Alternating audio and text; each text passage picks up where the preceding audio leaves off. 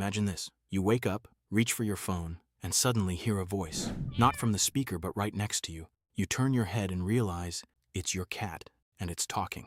Calm, confident, in clear human language. At that same moment, all over the world, millions of people hear the same thing. Their cats have started to talk. What would your cat say first? I love you, but stop staring at me while I eat. This is not the brand of food we agreed on. Or maybe, I know all about your midnight snacks in the kitchen. There's a good chance most of us understand our cats completely wrong.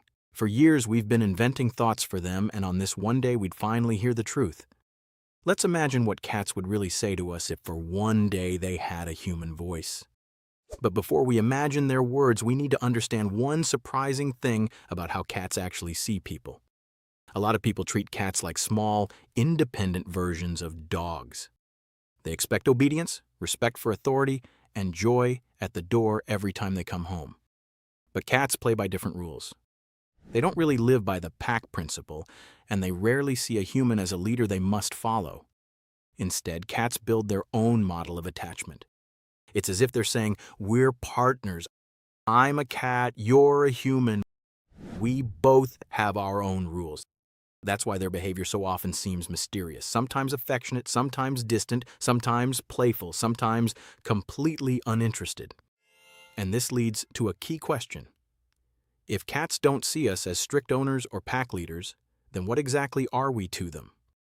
The answer might explain many of the strange things cats do.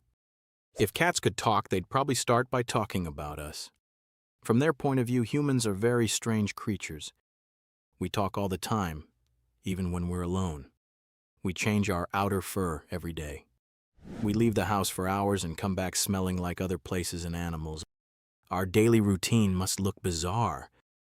Why do you leave every day at the same time? Why do you come back tired and immediately lie on my blanket? And of course, we always try to pet them exactly when they're busy, staring out the window, inspecting a bag, hunting something invisible. Many of our habits would cause genuine confusion. On this talking day, we might hear, "Stop using that baby voice. I'm not a baby." "Why do you clean my perfectly arranged fur off the sofa?" We'd also get some brutally honest lines. "Yes, I heard you calling me. I chose not to react." But there are things cats would probably really want to complain about.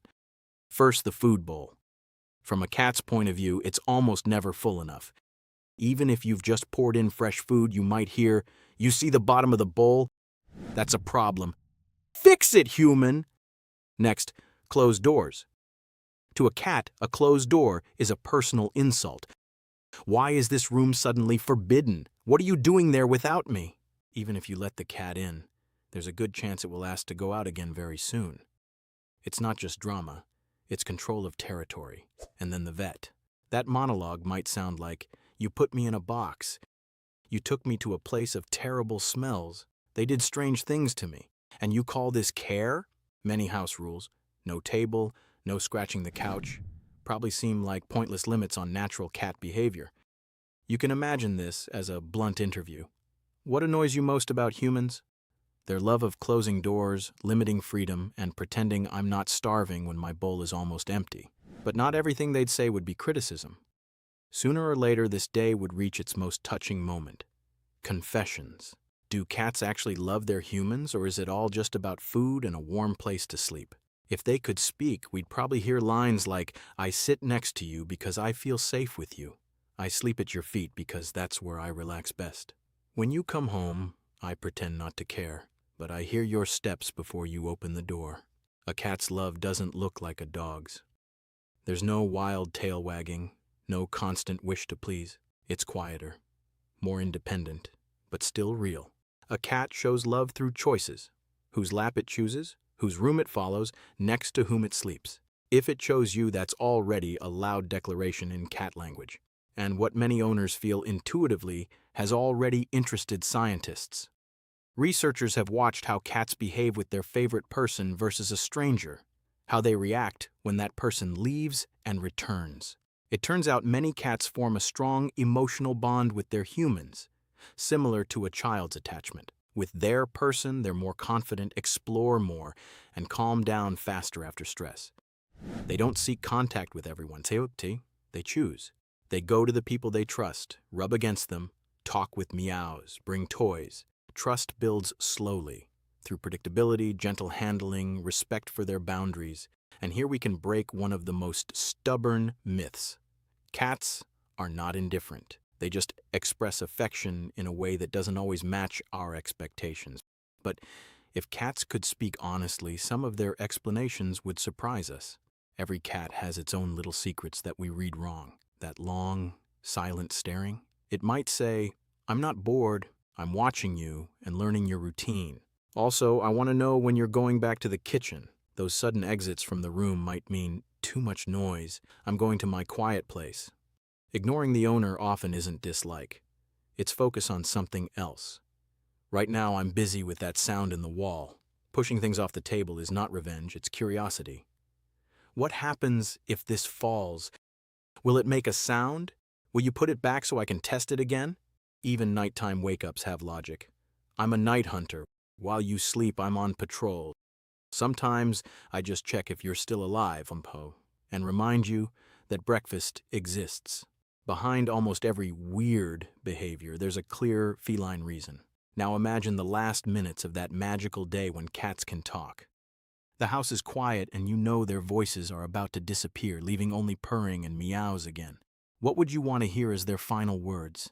And what would your cat actually choose to say? Maybe the most unexpected confession wouldn't be "I love you," but "I understand you better than you think. I see when you're upset.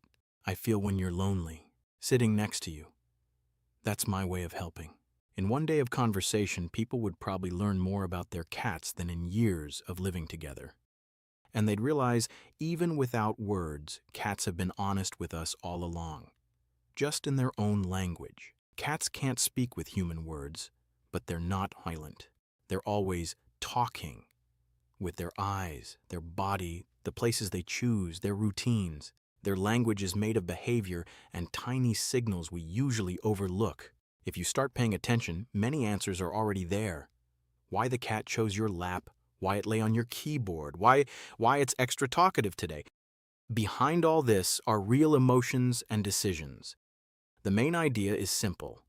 Cats are far more emotional and intelligent than many people think. They're not just quiet roommates, they're full communication partners. They just speak a different language. So, one last time, imagine your cat really does get a human voice for a single day. What's the very first sentence it would say to you? Write your answer in the comments. What do you truly believe your cat would tell you on this one honest day? If you're interested in how cats think and want to understand your pet better, subscribe to the channel. In the next video, we'll explore the psychology of cats and dogs, and why these two species see the same human in such completely different ways.